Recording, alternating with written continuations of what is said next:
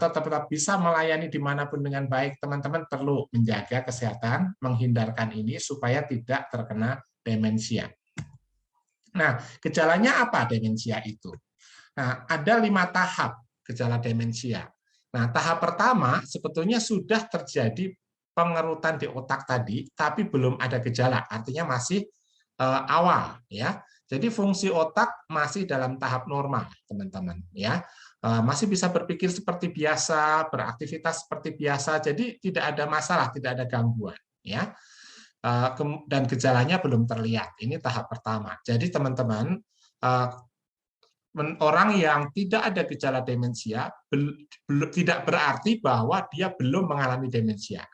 Mungkin sudah ada di tahap 1, ya. Karena itu teman-teman kita harus tetap menjaga pola hidup sehat. Yang kedua, ini adalah tahapan yang lebih memberat. Di sini belum mempengaruhi aktivitas sehari-hari, ya. Jadi dia masih bisa beraktivitas. Kalau dia guru masih bisa mengajar, ya. Kalau dia pendeta masih bisa berkhotbah. Dia ustadz juga masih bisa berkhotbah di masjid, ya. Dan sebagainya. Jadi aktivitas sehari-hari, bahkan kalau dia dokter masih bisa berpraktek gitu, ya. Belum mempengaruhi aktivitas sehari-hari, ya. Namun ini sulit melakukan beberapa kegiatan bersamaan. Misalnya, ya, kegiatan kalau ibu-ibu misalnya kegiatan apa namanya, ngepel lantai sambil memasak, kemudian sambil menjemur pakaian gitu, ya. Yang terjadi apa? Ya, waktu dia ngepel lantai, dia lupa bahwa dia sedang menyalakan api merebus telur di dapur gitu, ya teman-teman, ya. Jadi habis itu telurnya jadi telur panggang gitu kan, meledak gitu, ya, karena dia lupa bahwa sedang masak di dapur, ya. Jadi dia sulit melakukan beragam kegiatan bersamaan, ya. Kemudian sulit membuat keputusan, ya. Kalau ditanya kita besok mau makan malam dulu, baru kita meeting, atau kita meeting dulu, baru makan malam gitu, ya. Sulit nih membuat keputusan, ya. Kalau dulu sih langsung cepat, sekarang sulit, ya. Kemudian kalau ada masalah, sulit memecahkan masalah atau mencari jalan keluarnya, ya. Kemudian mudah lupa akan kegiatan yang belum lama dilakukan, ya. Seperti tadi contohnya, ya, atau misalnya nyari-nyari kacamata, muter-muter nggak ketemu gitu, ya, nggak taunya kacamatanya dikantongin, dia lupa, ya. Kemudian kesulitan memilih kata-kata yang tepat, ya. Mau ngomong maksudnya begini gitu, ya, maksudnya begini, tapi yang disampaikan itu bisa nggak, gimana ya cara ngomongnya, bingung sendiri gitu, ya teman-teman, ya. Itu kesulitan memilih kata-kata yang tepat. Ini tahap kedua, ya, tapi mereka masih bisa beraktivitas, ya. Tahap ketiga, gangguannya akan lebih berat. Di sini mulai terjadi gangguan mental dan kepribadian. Orang yang tadinya sabar tiba-tiba bukan tiba-tiba berangsur menjadi pemarah, pencuriga gitu, ya. Terus tersesat saat melewati jalan yang biasa dilalui. Misalnya tiap hari dia ke pasar, ya. Sekarang dia bisa ke pasar tapi pulangnya bisa tersesat, jalan kaki dia tersesat. Lewat mana ya, rumah saya di mana ya? Seperti itu, ya. Dan tahap ketiga ini, di tahap ketiga orang tuh bisa hilang. Jadi kalau teman-teman lihat orang tua saya sudah 2 hari tidak pulang ke rumah, ya, cari-cari, ya, kirim WA kemana-mana, ya, supaya mohon kalau ketemu dikasih fotonya, ya, karena orangnya rupanya kesesat gitu, ya, dan beberapa itu bisa meninggal karena kelaparan, ya. Nah, jadi itu tahap ketiga. Kemudian kesulitan mempelajari hal-hal baru, ya, membaca, menemukan hal baru dia mulai sulit, ya. Suasana hatinya datar dan kurang semangat, ya. Tadinya semangat, berkebun semangat, ya. Jalan-jalan lebih semangat lagi gitu kan. Makan bersama keluarga semangat juga, ya. Sekarang mau makan sama keluarga kayak mau berkebun dia bahkan sudah nggak mau gitu kan, kebunnya udah terlantar, ya. Makan sama keluarga buat dia males gitu, ya. Seperti itu, ya. Dan juga menurunnya kemampuan bersosialisasi, ya. Jadi kalau dulu sering ngumpul-ngumpul, ya, sering WA-an gitu, ya, sama teman-temannya.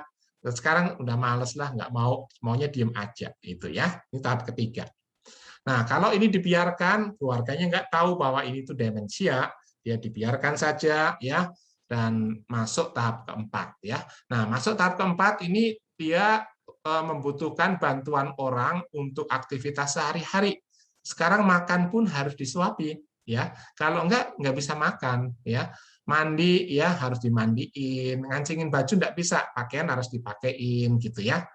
Kemudian perubahan pola tidur, biasanya sih jadi nggak mau tidur kalau malam, ya.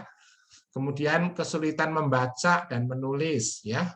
Apatis, menarik diri dari lingkungan sosial, nggak mau ketemu orang, nggak apalagi ngumpul-ngumpul atau WA-an sama teman nggak mau juga ya.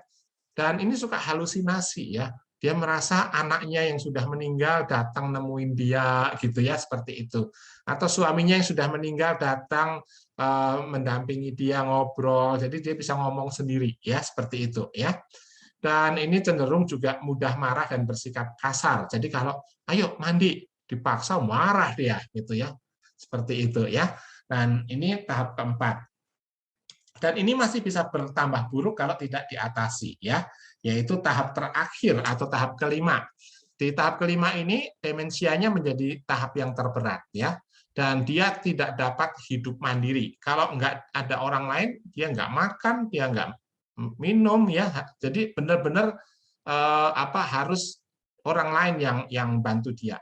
Dan ini kehilangan kemampuan dasar seperti jalan nggak bisa ya, duduk pun harus ditopang ya, buang air kecil nggak bisa, buang air besar nggak bisa ya, di tempat tidur maksudnya buang air besarnya, buang air kecilnya ya, nggak bisa ke toilet sendiri seperti itu ya. Dan orang ini juga tidak mengenali anggota keluarga dan tidak mengerti bahasa percakapan sehari-hari. Jadi kalau ini suaminya, anaknya, adiknya dan sebagainya dia sudah tidak kenali lagi ya. Dan dia juga tidak mengerti bahasa percakapan sehari-hari. Bahasa Indonesia dia nggak ngerti lagi, dia bingung gitu ya. Kayak ngomong bahasa asing gitu ya. Bahasa Inggris juga nggak bisa ya, Mandarin nggak bisa ya, bahasa apapun nggak bisa dia ya. Nah, ini tahap kelima.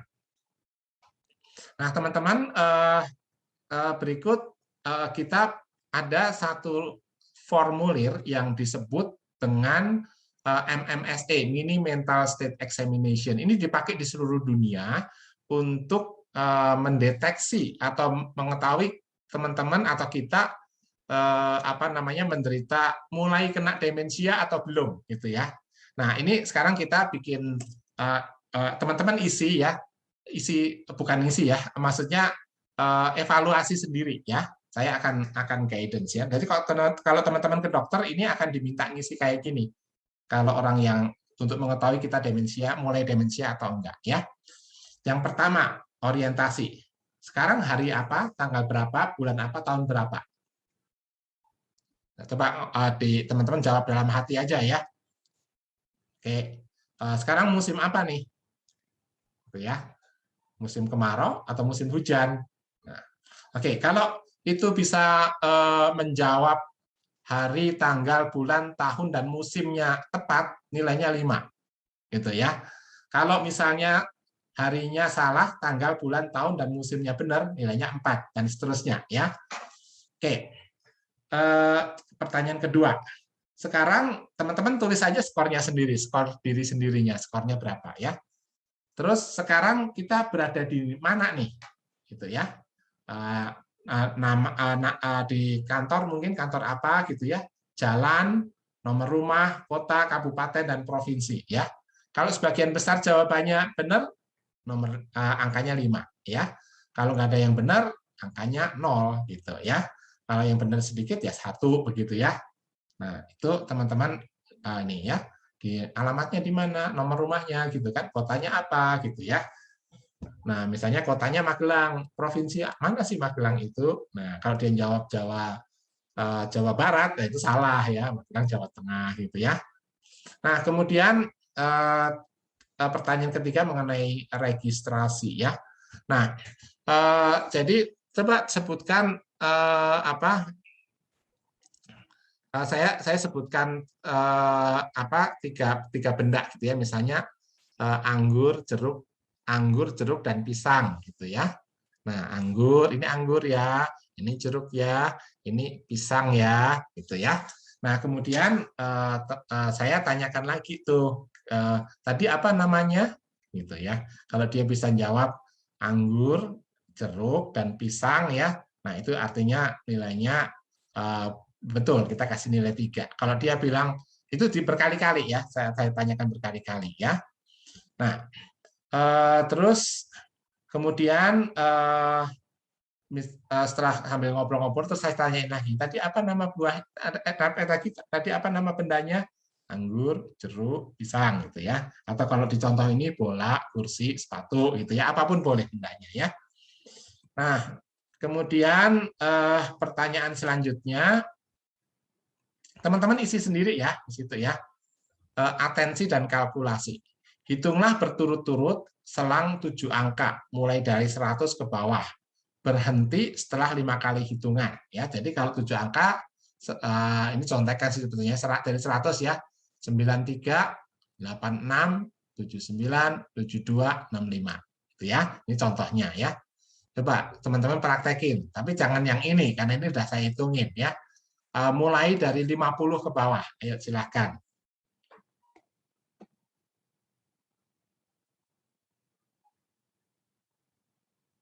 Oke. Ya. Oke, kalau sudah, nah teman-teman kasih nilai sendiri tuh berapa ya? Berapa yang benar ya? Kalau yang benar 2 ya isi nilainya 2, kalau limanya benar ya 5 ya. Kalau 50 ke bawah kan berarti 50 ya, kurang 50 kurang 7 berapa? 43 dan seterusnya gitu ya. Oke, teman-teman juga bisa menggunakan apa namanya? Mengeja ya, mengeja kata dunia DUNIA. Sekarang dibalik AINUD gitu ya nanti ya, seperti itu, atau Jakarta dibalik gitu ya. Nah, jadi kalau apanya yang benar ya 5, kalau yang benar hanya sedikit ya 1 dan seterusnya ya. Nah, kemudian mengingat. Nah, mengingat ini kita ini tanyakan lagi buah yang tadi ya. Apa tadi buahnya teman-teman? Nah, masih ingat nggak tadi buahnya? Anggur, jeruk, pisang gitu ya. Nah, kalau salah ya yang salah satu ya dikasih nilai 2, kalau benar semua 3 ya. Nah, kemudian yang nomor 9 mengenai bahasa. Kita tunjukkan benda, misalnya kita ballpoint atau pensil, ini apa nih gitu ya. Nah, dia ini ballpoint. Kalau dia bingung apa ya namanya, kalau demensia bisa nggak tahu nih namanya apa meskipun ini ballpoint ya. Nah, terus tunjukin ini apa nih di tangan, arloji atau jam gitu ya. Jadi kadang-kadang dia nggak bisa sebutin gitu ya. Nah, kemudian 2 benda ya, kalau yang salah semua ya nilainya 0, kalau benarnya 2 ya 2 gitu ya nilainya. Kemudian ulangi kalimat berikut, jika tidak, dan, atau, tapi. Nah, kemudian tadi saya ngomong apa gitu kan, kalau dia bisa nyebutkan itu kasih nilai 1, kalau urutannya salah 0 ya. Terus laksanakan 3 buah perintah ini ya. Nah, kita pegang selembar kertas dengan tangan kanan ya. Jadi gini, saya ngomong, pegang selembar kertas dengan tangan kananmu. Lipat kertas itu pada pertengahan, lalu letakkan ke lantai. Gitu. Nah, dia bisa lakukan enggak? Ya. Nah, kalau misalnya dia pegang kertas, itu bisa, dia ingat pegang kertas. Habis itu ngapain ya? Nah, itu nilainya berarti 1, yang benar 1. Tapi kalau kemudian dia bisa melipatnya pas tengah-tengah, itu nilainya 2. Terus dia bisa letakkan ke lantai juga, berarti nilainya 3. Gitu ya. Oke. Bacalah dan laksanakan perintah berikut. Pejamkan mata Anda ya, atau tutup mulut Anda dan sebagainya ya. Dia bisa ikuti atau enggak ya. Jadi dia ulang nih, pejamkan mata Anda, itu ditulis, kita tunjukkan tulisannya ya. Terus tuliskan sebuah kalimat, dia menulis kalimat apapun ya, kalau dia bisa menuliskannya itu benar, bukan sebuah kata ya, sebuah kalimat ya. Misalnya saya